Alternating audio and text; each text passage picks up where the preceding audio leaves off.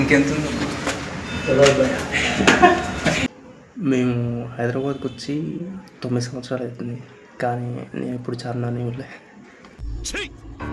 నవ్వుతున్నావా? సిగ్గులేదురా నీకు? నాకు running and travelling అంటే ఇష్టం, కానీ ఒకటే ప్లేస్ రన్నింగ్ చేయడం అంటే కష్టం అబ్బా. ఆ రోజు నా లాంగ్ రన్ డే, అందుకే ఇక చార్మినార్ని ఇప్పుడు ఊళ్ళే అట్నే ఒక లాంగ్ రన్ కూడా కొట్టినట్టుంటుంది అని చార్మినార్ని సెలెక్ట్ చేసుకున్నాను. ఇక చలో చార్మినార్ అని ఊరికినాయి ఆ రోజు. ఎప్పటి నుంచో ఈ రన్కి పోదాం అని పోస్ట్పోన్ చేసుకుంటూ వస్తూ ఉన్నా. ఇక ఆ రోజు గట్టిగా ఫిక్స్ అయ్యి మార్నింగ్ లేచిన, బయటికి పోయి చూస్తే వాన పడుతుంది. బ్రెయిన్లో ఒక దిక్కేమో సరే ఏముందిరా ఇంకా పోయి పడుకో లోపలికి, ఇంకో దిక్కేమో నువ్వు ఎప్పటి నుంచో అనుకుంటే ఈరోజు లేచినావు, ఇంకా ఈరోజు కాకపోతే ఇంకెప్పుడు లేస్తావురా అనిపించింది. ఒక దిక్కేమో కంఫర్ట్, ఇంకో దిక్కేమో స్ట్రగుల్. సరే ఒక ట్రై అయితే చేద్దామని స్టార్ట్ చేసిన. మధ్యలో ఏమైనా ప్రాబ్లం వస్తే వెనక్కి వచ్చేద్దామని ఒక చిన్న హోప్తో కొద్ది దూరం పోయాక ఎలాగో స్టార్ట్ చేసి ఈడియాకి వచ్చా కదా, ఇక ఫినిష్ చేసి అయిపోతుంది అనిపించింది.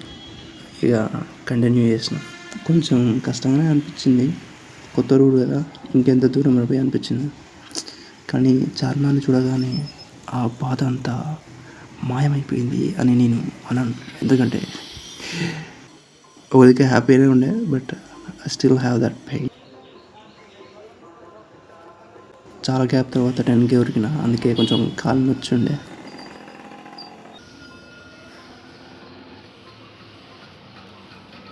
చార్మినార్ చూసినాక ఆ స్ట్రగుల్ అంతా వర్త్ రాబే అనిపించింది.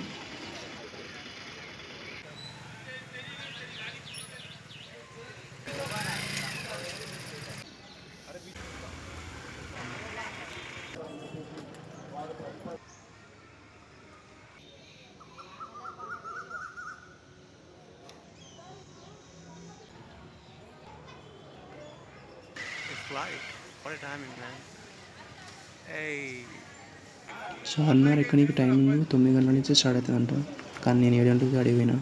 ఇక 2 hours ఏం చేయాలో తెలియక చుట్టుపక్కల ఏమేమి ఉన్నాయో ఎక్స్ప్లోర్ చేసిన, లైక్ షాప్స్ అండ్ యూనో. ఇక ఫైనలీ టైం వచ్చింది. చార్మినార్ ఎక్కిన, టచ్ చేసిన, చుట్టూ తిరిగిన.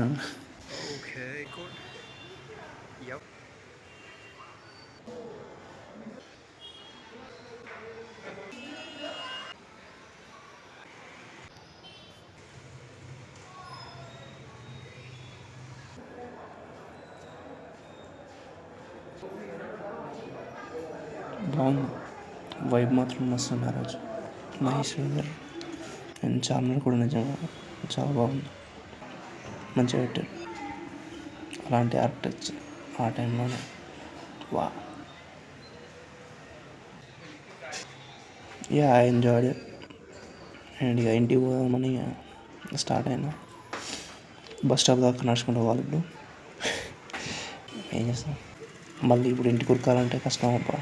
నాకు గ్యాస్ అయిపోయింది, బండిలో పెట్రోల్ అయిపోయింది. ఇక బస్ ఎక్కి ఇంటికి పోయి పండుకున్నా. ఇంటికి పోయి మళ్ళీ వండుకున్నా, ఎందుకంటే మళ్ళీ లేచి చూస్తే ఎంత కలనా అని అనిపిస్తుంది కాబట్టి.